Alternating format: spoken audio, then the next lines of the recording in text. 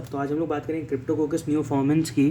तो ये इसकी हम लोग बात करने की कोशिश करेंगे कि क्या डिजीज़ करता है, कैसे करता है, क्यों करता है, इसकी लैब डायग्नोसिस, पैथोजेनिसिटी सब इसकी देखने की कोशिश करेंगे। तो ये क्या करता है कि पहले तो कॉजिंग डिजीज़ क्रिप्टोकोकोसिस, ये क्रिप्टोकोकोसिस नाम की डिजीज़ करता है। तो ये ईस्ट फॉर्म में होता है, ठीक है। बेसिकली तो फंगाई की मॉर्फोलॉजी क्या होती है कि फंगस प्लस ईस्ट होता है। फंगस मतलब ईस्ट के फॉर्म में ही प्रेजेंट करेगा।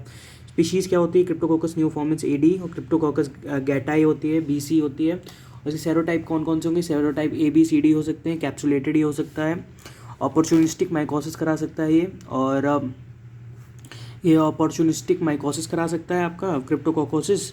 और ये पार्शियली पोटेंशियली फैटल होता है मेनिंजाइटिस इन HIV इन्फेक्टेड पेशेंट। तो मोस्ट कॉमन मतलब कि प्रेजेंटेशन अगर केस प्रेजेंटेशन में आए, most common meningitis associated with HIV patients is caused by, तो क्रिप्टोकोकस आप न्यूफॉर्मेंस मानोगे, ठीक है ना।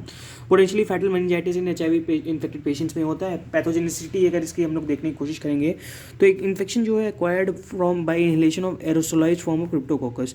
हम लोग को ये इन्फेक्शन कैसे होता है, एक इनहेलेशन से होता है, किसके, एरोसोलाइज्ड फॉर्म ऑफ क्रिप्टोकोकस के। एक एरोसोलाइज्ड फॉर्म हम लोग ने ले लिया क्रिप्टोकोकस का, उसके कारण से हमको इन्फेक्शन हो जाएगा, हम लोगों को इन्फेक्शन हो जाएगा एरोसोलाइज्ड फॉर्म ऑफ क्रिप्टोकोकस, मतलब कि सांस लेने से, ठीक है ना, इन्फेक्शन का इनहेलेशन लेने से, ठीक है ना, एरोसोलाइज्ड फॉर्म में। Both yeast and basidiospores are infectious. तो सेक्सुअल स्टेज ऑफ क्रिप्टोकोकस जो होता है ये एक बेसिडियोमाइसिटीज है सबसे पहली बात। तो ये क्या करेगा, बेसिकली यीस्ट और इसका बैसिडियो जो स्पोर्स होते हैं दोनों इन्फेक्शियस होते हैं, ठीक है ना। और ये पैथोजेनिसिटी इसकी लंग में होगी, बेसिकली लंग में होगी और सीनस में स्प्रेड कर जाएगा, क्रॉसेस ब्लड ब्रेन बैरियर को क्रॉस करेगा और वहाँ पे मेनिंजाइटिस से कॉज करा सकता है। तो इसके कुछ वायलेंस फैक्टर्स होंगे, जैसे कि कौन कौन से वायलेंस फैक्टर्स में होते हैं। एक पॉलीसेकेराइड का कैप्सूल हो सकता है, ठीक है ना। ये क्या कर मतलब कि ये क्या होता है, पॉलीसेकेराइड का एक कैप्सूल हो गया, एस्केप करेगा फैगोसाइटोसिस को, ठीक है। इसका पॉलीसेकेराइड का इसके ऊपर एक कैप्सूल होता है जो कि फैगोसाइटोसिस को इवेट करने के लिए इसके काम आता है। एक फिनाइल ऑक्सीडेज होता है ये जो कि मिलानिन बनाता है। ये क्या कराता है, मेक मिलानिन, ये मिलानिन बनाता है फिनाइल ऑक्सीडेज। और ये यहाँ पे कुछ फॉस्फोलाइपेज होते हैं और यूरिएज होते हैं, ठीक है ना। तो फॉस्फोलाइपेज बेसिकली आपकी सेल मेम्ब्रेन को तोड़ता है, ठीक है। फॉस्फोलाइपेज जो एंजाइम होता है आपके सेल मेम्ब्रेन को तोड़ता है। और कुछ यूरिएज एंजाइम होते हैं, ठीक है। और फिनाइल ऑक्सीडेज जो है मिलानिन बनाता है। पॉलीसेकेराइड कैप्सूल जो है एस्केप कराता है फैगोसाइटोसिस को, ठीक है। फिनाइल ऑक्सीडेज क्या करता है, मिलानिन बनाता है। फॉस्फोलाइपेज और यूरिएज होते ही हैं, ठीक है ना। तो ये बात रही आपकी वैलेंस फैक्टर्स की। पॉलीसेकेराइड कैप्सूल क्या है, वेट्स फैगोसाइटोसिस की। तो इसके रिस्क फैक्टर्स क्या क्या होंगे, रिस्क फैक्टर्स के ऊपर अगर बात कर लें कि HIV पेशेंट्स में, मैंने बताया कि HIV पेशेंट पे मेनिंजाइटिस कराते हैं। तो HIV स्पेशली क्रिप्टोकोकस न्यूफॉर्मेंस कराते हैं। तो CD4 T cell less than 200 से कम होता है तो वहाँ पे क्या कराते हैं, तो मेनिंजाइटिस करा सकता है। इम्यूनो कॉम्प्रोमाइज पेशेंट्स में मैलिग्नेंसी हो गई, कुछ स्टेरॉइड थेरेपी दे दिया। ऑर्गन ट्रांसप्लांट के केसेस में तो ये सब यहाँ पे इम्यूनो सप्रेशन हो जाता है। तो बेसिकली ये रिस्क फैक्टर्स ये हो सकते हैं। तो क्लिनिकल मैनिफेस्टेशंस इसके क्या क्या होंगे, बंदे को क्या क्या क्लिनिकली बंदा कैसे प्रेजेंट करेगा। तो पल्मोनरी क्रिप्टोकोकोसिस हो सकता है, specially in immuno compromise persons में जो होता है पल्मोनरी क्रिप्टोकोकोसिस हो सकता है, ठीक है ना। पल्मोनरी क्रिप्टोकोकोसिस हो सकता है किसमें, जो कि इम्यूनो कॉम्प्रोमाइज पेशेंट्स हैं कुछ अपने, तो उस पर पल्मोनरी में क्या क्या हो जाएगा, पल्मोनरी से कुछ सिम्टम्स आने लगेंगे। क्रिप्टोकोकल मेनिंजाइटिस हो सकता है जिसमें headache, fever, sensory loss, memory loss of vision, ये सब होने लगेगा। हेडेक होने लगेगा बंदे को, फीवर आने लगेंगे। मेनिंजाइटिस बेसिकली होता है फीवर आएगा, तो ठीक है ना। आइटिस मतलब इन्फ्लेमेशन हो जाएगा, ठीक है ना। सेंसरी लॉस होने लगेगा और क्या होगा, मेमोरी लॉस होने लगेगा और लॉस ऑफ विजन हो जाएगा, ठीक। और ये स्किन लीजन्स कुछ देगा common with cryptococcus neoformans serotype D में। और इसके सेरोटाइप गैटी होता है, क्रिप्टोकोकस गैटी, क्रिप्टोकोकस न्यूफॉर्मेंस होता है, ठीक है ना। तो याद रखना ही है। और जो ठीक है ना, तो A एंड D जो है क्रिप्टोकोकस न्यूफॉर्मेंस के लिए होता है और B एंड C जो होता है गैटी के लिए होता है, ठीक है ना। एक चीज़ याद रखना। और ये ऑस्ट्रोलाइटिक बोन लीजन्स कराता है, तो इसकी एपिडेमियोलॉजी क्या होगी, तो most common cases in 1 million cases in world wide हो गए, 6 लाख डेथ एनुअली हो जाती है इससे। जियोग्राफिकल डिस्ट्रीब्यूशन की मैं बात करूँ तो ये सीरोटाइप A जो है वर्ल्ड वाइड में कॉमन है, C गैटी जो है ट्रॉपिक्स में कॉमन है और सीरोटाइप D जो है यूरोप में कॉमन है, ठीक है ना। तो हैबिटेट इसका क्या होगा कि सॉयल में होगा, पीजन ड्रॉपिंग में, यूकलिप्टस ट्री में हो सकता है, ठीक है ना।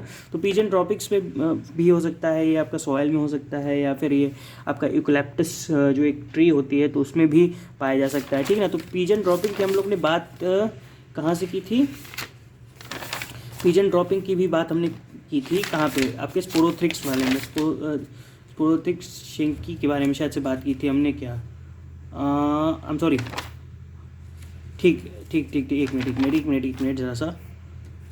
हाँ, तो ये जो है, ये आपका जो ये पिजन ड्रॉपिंग है, पिजन ड्रॉपिंग और भी जगह इंपॉर्टेंट होते हैं। तो कुछ डीप माइकोसिस में क्या होता है, पिजन ड्रॉपिंग का बहुत ही ज़्यादा यूज़ होता है, ठीक है। पिजन ड्रॉपिंग जो एरोसोलाइज फॉर्म में हम लोग ले लेते हैं, तो उसके कारण से बहुत सारी जैसे हम लोग दिक्कत हो जाती है। हाँ, याद आया मेरे को, हिस्टोप्लाज्मोसिस में होता है, ठीक है ना। हिस्टोप्लाज्मोसिस जो कि टीबी को रिजेंबल करता है, तो उसमें एक होता है, ठीक है। पिजन ड्रॉपिंग का ज़्यादा इंपॉर्टेंट रोल होता है, ठीक है ना। तो ये एक चीज़ हो गई आपकी हैबिटेट की, सॉइल में हो सकता है, पिजन ड्रॉपिंग में हो सकता है, यूकैलिप्टस ट्री में हो सकता है। तो इसकी लैब डायग्नोसिस कैसे लगाएंगे, स्पेसिमेन का यूज़ कर लेंगे, CSF ब्लड स्किन स्क्रैपिंग का। तो स्पेसिमेन कहाँ से लेंगे, CSF ले सकते हैं, ब्लड से ले सकते हैं, स्किन स्क्रैपिंग से ले सकते हैं, ठीक है ना। ये सबसे अपन स्पेसिमेन ले सकते हैं। और डायरेक्ट डिटेक्शन मेथड्स क्या होंगे, नेगेटिव स्टेनिंग करते हैं यहाँ पे नेगेटिव स्टेनिंग, नेगेटिव मतलब कि बैकग्राउंड डार्क रहेगा, नेगेटिव स्टेनिंग लगाएंगे यहाँ पे, ठीक है ना। क्या कराएंगे, नेगेटिव स्टेनिंग, यहाँ पे नेगेटिव स्टेनिंग का यूज़ करते हैं, ठीक। और नेगेटिव स्टेनिंग इसको क्या कहते हैं, इसको इसी नेगेटिव स्टेनिंग को क्या कहते हैं, इंडियन इंक स्टेनिंग कहते हैं। इसी को क्या कहते हैं, इंडियन इंक स्टेनिंग कहते हैं।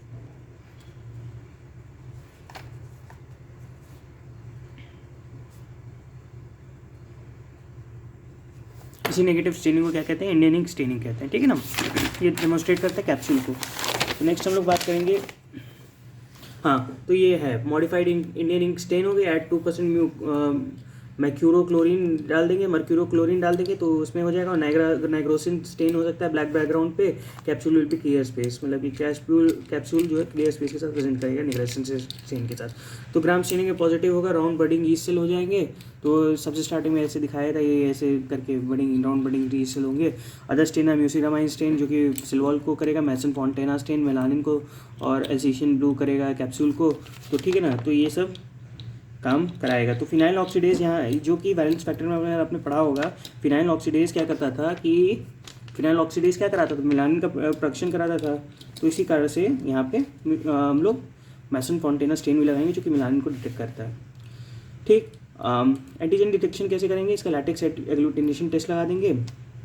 कल्चर क्या क्या करेंगे, CSF में क्या करेंगे, HDA लगा देंगे, ब्लड अगार कर देंगे, चॉकलेट अगार कर देंगे, ब्लड में बाइफेजिक ब्लड अगार वाटर लगा देंगे। Colonies appear mucoid creamy white east like appearance. तो म्यूकॉइड होती है यहाँ की कॉलोनीज, जैसे ब्लड की ड्रॉपिंग से याद कर लो कैसी होती है, म्यूकॉइड होती है, क्रीमी वाइट ईस्ट लाइक होती है। तो ऐसे ही याद कर लो कि हाँ, ब्लड में बाइफेजिक ब्लड कल्चर करेंगे तो ऐसी आएगी कॉलोनीज। कन्फर्मेशन का कैसे करोगे, नाइगर सीड अगार कर लोगे, बर्ड सीड अगार लगा दोगे, और डेमोस्ट्रेट मेलानिन बर्ड सीड अगार में। और यूरियस टेस्ट पॉजिटिव होता है इसमें। और assimilation of inositol and nitrate हो जाता है, एसिमिलेशन इन दोनों का हो जाएगा, इनोसिटॉल का, नाइट्रेट का। माउस पैथोजेनिसिटी टेस्ट लगा दोगे। और ट्रीटमेंट इसका कैसे करोगे, फ्लूकोनाजोल से विदाउट सीएनएस इन्वॉल्वमेंट के लिए, amphotericin B, flucytosine, HIV with CNS involvement is 2 weeks, मतलब एम्फोटेरिसिन बी और फ्लूसाइटोसिन का कर दोगे, फ्लोसाइटोसिन का यूज़ कर दोगे, फ्लूकोनाजोल फॉर लाइफ लॉन्ग देंगे, ठीक है ना। तो ये बात रही आपकी इसकी क्रिप्टोकोकस न्यूफॉर्मेंस की। आई होप आपको समझ में आया होगा। तो मिलते हैं आपसे नेक्स्ट वीडियो में, बाय।